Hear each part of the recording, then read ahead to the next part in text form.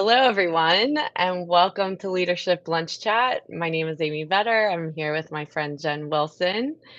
And on Fridays, we meet to discuss things that are on our mind from what we're seeing out in the profession and industry, and just kind of collaborate on that, get your feedback. Feel free to put your comments in as we go through today's discussion.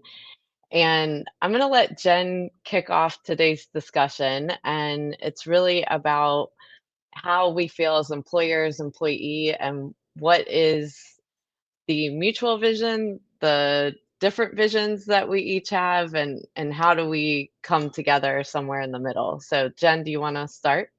Sure, Amy. Thank you. And um, I'm going to try not to like grit my teeth and stand on my tiptoes while we're talking about this, because I'm, a little bit invested in the conversation right now. There's all this conversation about intentionality and how we should, be very intentional about our purpose, and it's been bothering me recently in conversations that I can't really tell where leadership teams, employers, owners of practices and businesses, partners in firms, where they're coming from related to what I'm going to call the employment promise. And maybe that's not the right kind of phrase for it, but it's sort of like, where are you coming from as an employer, and what are you Mhm. offering to people for real? Not what's the benefits list. I'm not asking that. I'm not asking about pay and benefits and training and that kind of thing. That's important, and that's a different conversation.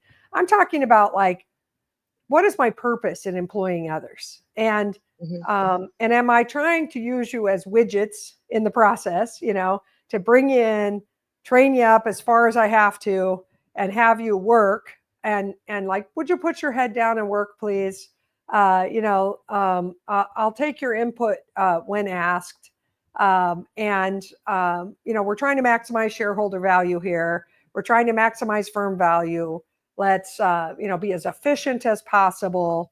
And I want you to show ownership, but I'm not going to engage you like I would an owner.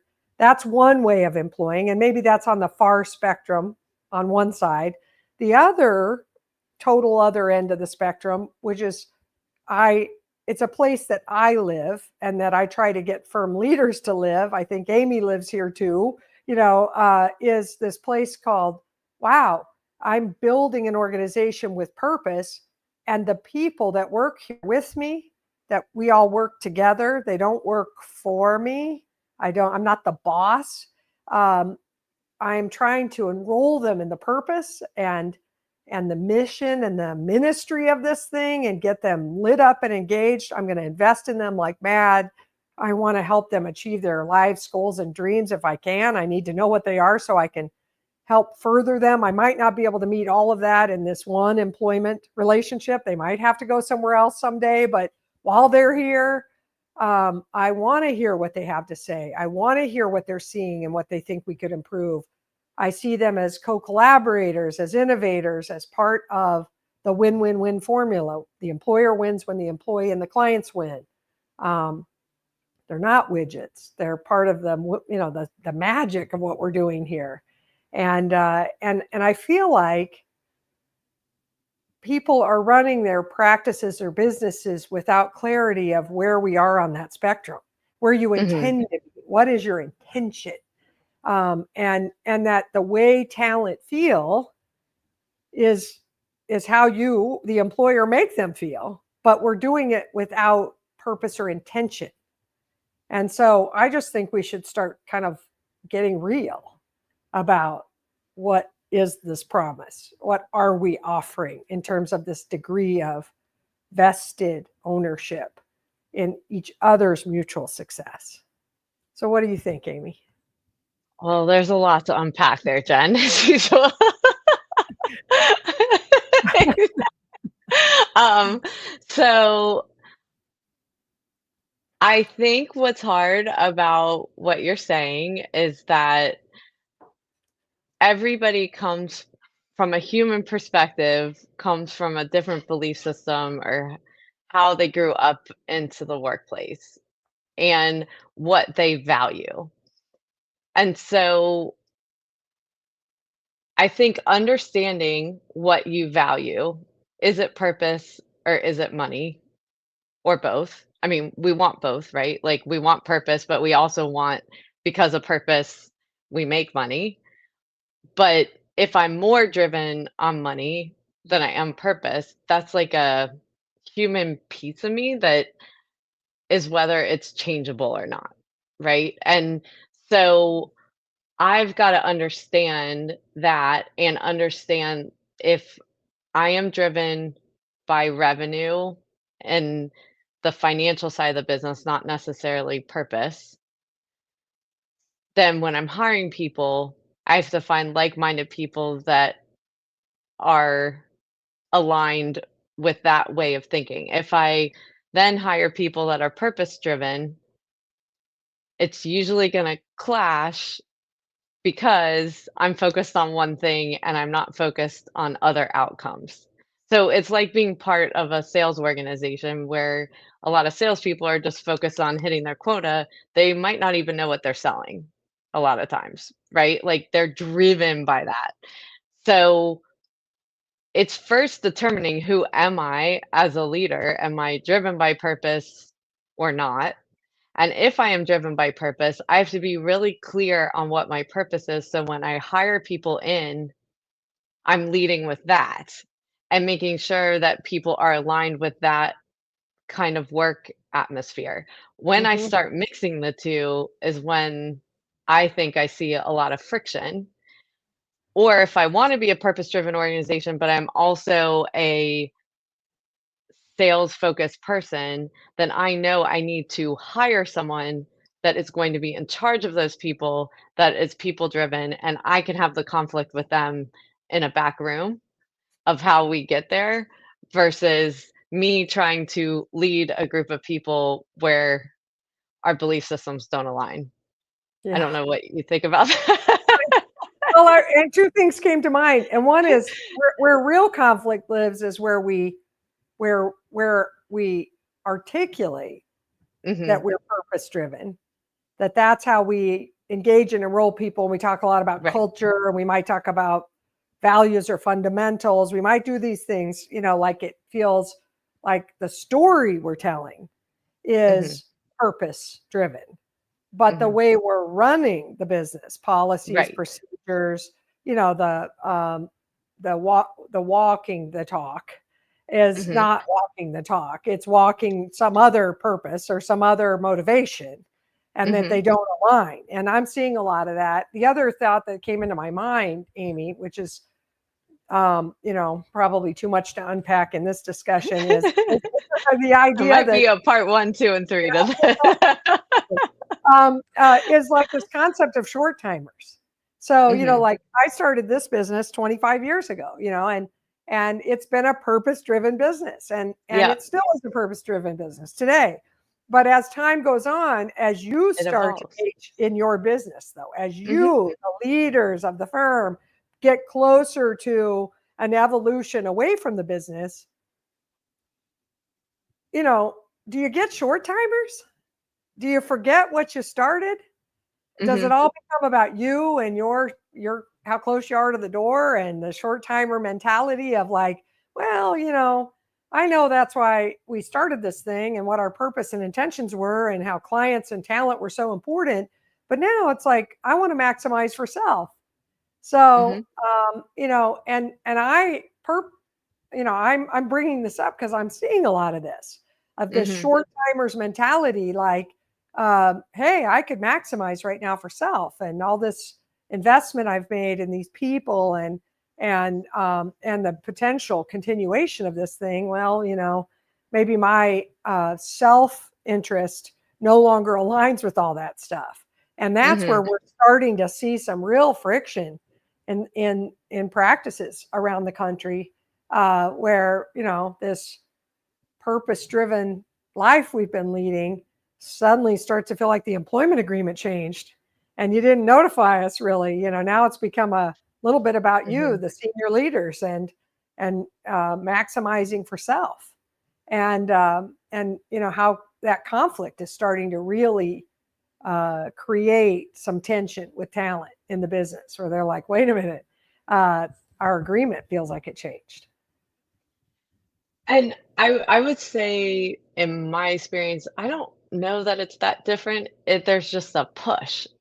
So I think there's always, and we've talked about selfish interests so many times in here, um, that the the way the organization of a firm partnership is set up drives selfish interests many times versus a corporate environment.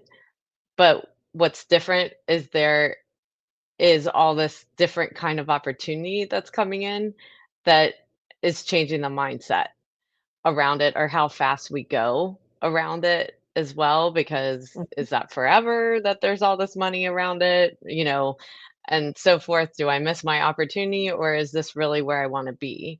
And I think last time we talked about values, which I don't think all organizations take enough time when we talk about purpose, of really like nailing down their values, and every leadership meeting, does this fit into our value system? And so when we talk about, are we congruent with what the needs are of the team and what the needs are of the organization, when we pressure test it against our purpose, values, mission statement, that's, our red flag or green flag of which direction that we go. And so if we have bought into that. So whether, for me, I mean, both of us are, have grown up in this industry. We're now the mature side of it, possibly. What? um yeah, so but but the thing about it is that hasn't changed who I am as a person, or the decisions I would make because of it.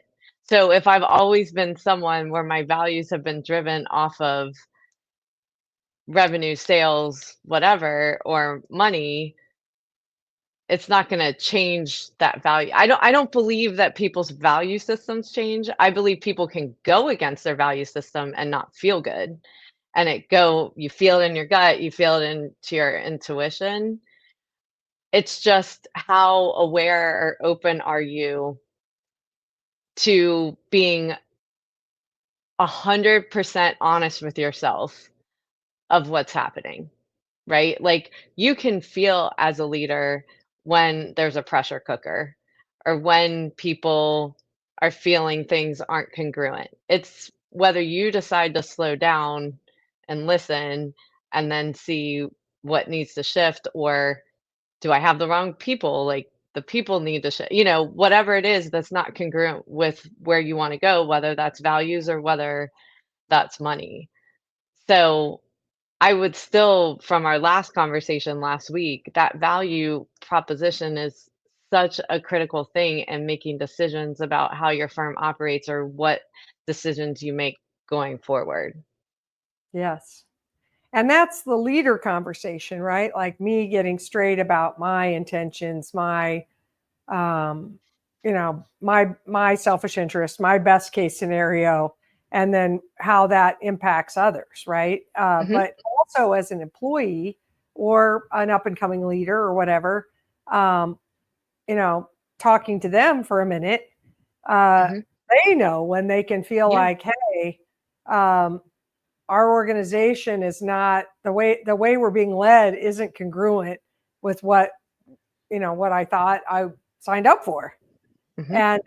And as things are shifting, I think that we should all just be really cognizant of like how are our organizations addressing market dynamics, technology, consolidation, the influx of PE, the federal government shifts and changes, federal funding freezing, the economy softening, like there's always stuff, whatever it is that I just listed stuff right now, but it's be a different list a year from now.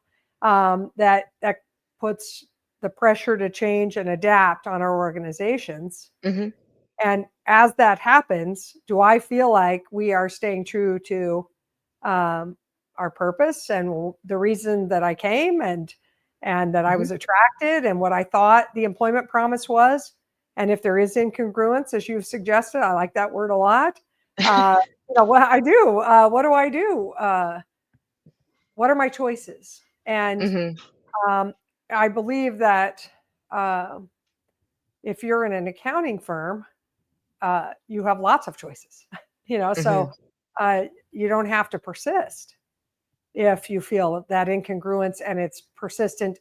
Of course, we would never say, jump ship without first go see your leaders, talk to them about um, this feeling that we're not living what you believe you signed up for, and how that's manifesting, and what your experience is, and making specific requests of what you would like to see change or be different to try to help you feel more aligned, and then to determine whether those are practical or realistic for them to say yes to or to help you with.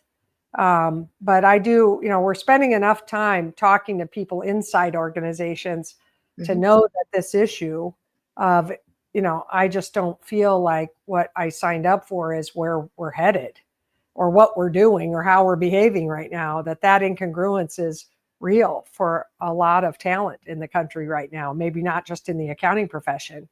And that, it's that dissonance is going to cause a less productivity and less innovation and less motivation. And as leaders, we have to get it realigned, and be open to hear when there is concern that alignment is off.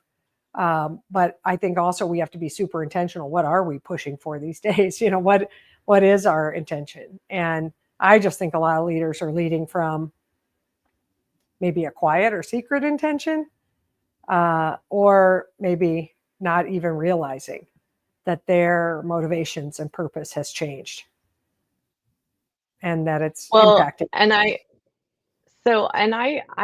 we talk about all the time about leaders needing to be vulnerable and transparent and open.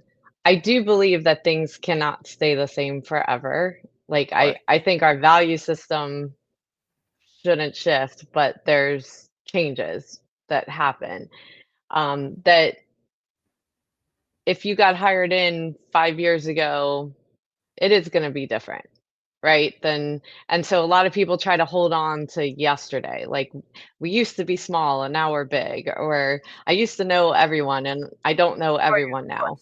course. So there's a lot of unrest. But one thing that I think is very hard about being a leader, is that you are on your own island a lot of times, having to make decisions that no person can truly understand because of all those factors you said, Jen, like the economic factors, the things that you know about the business that you're not going to disclose it to everybody about because it's just not appropriate. Like there's certain things that are going to be things that you understand, but as open and transparent about the shifting that's happening and the why is important to bring people along with you.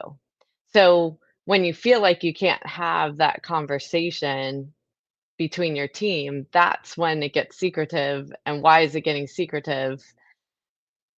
But there does have to be an openness on both sides of the shift. Like, I'm not going to be able to hold on to perfect, you know, forever, or, the way I loved that one manager I worked for, or that one partner that's now retired and so forth. Like they're that part of what they did at that time was the way they created culture on your team, but they may be gone and that might have shifted and that's not the organization.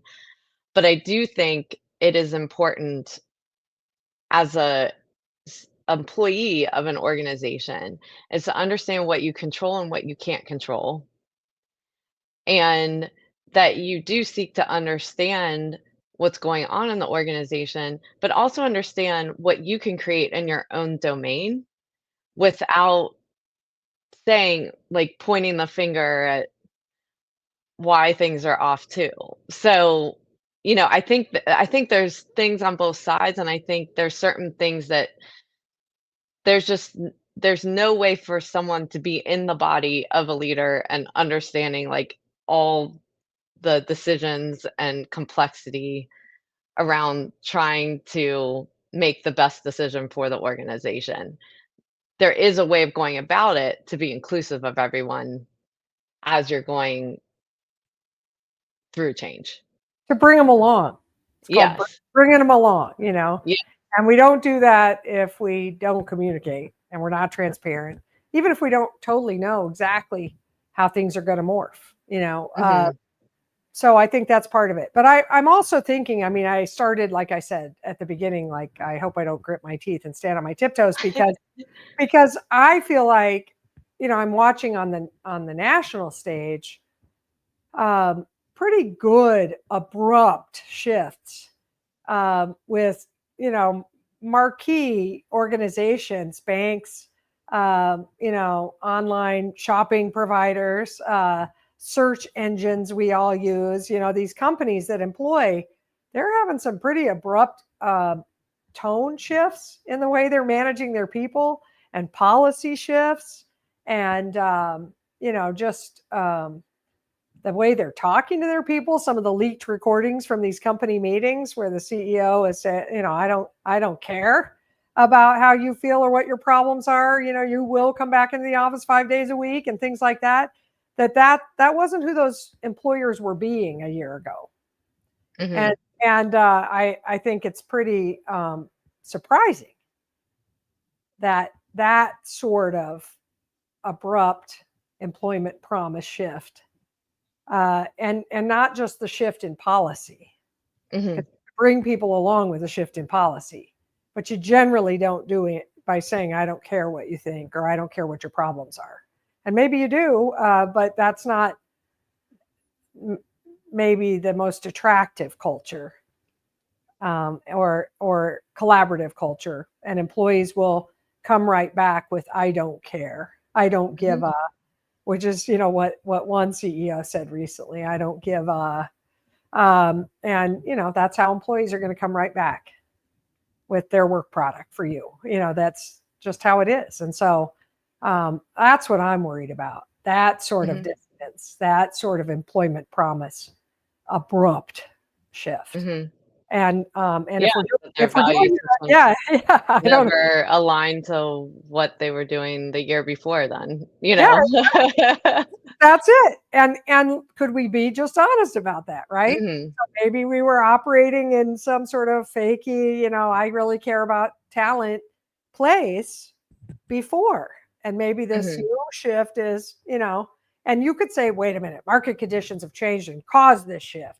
I'm going to say no, you know, tone and values and the way I treat people in any market with any dynamics is about, you know, heart. Mhm. And I'm just a little concerned watching how the heart is being exposed of some of these leaders these days. Um, you know, and how selfish it feels, Mhm. the Yeah. tone. So anyway, I think when we have an employment promise that is collaborative, that is I care, employees will accept pay cuts or bonuses not being able to be funded, or the need to shift work habits, or you know, adapt to new technology or reductions or whatever. They'll come along and help you. They'll help figure out what those changes need to be, that would work, that will work, and they will care to help in tough times, and care to make concessions because they know where the employer's heart is. And that may be too Pollyanna, you know, for a Fortune 100 company. I don't believe it is. You don't have Mhm. to, you know, it's so anyway. I just think that's the thing to think about as leaders. Who are we? And be careful about pulling that rug out from people, showing your true colors and not expecting some pretty considerable fallout from it. And that will wrap up our show. Have a great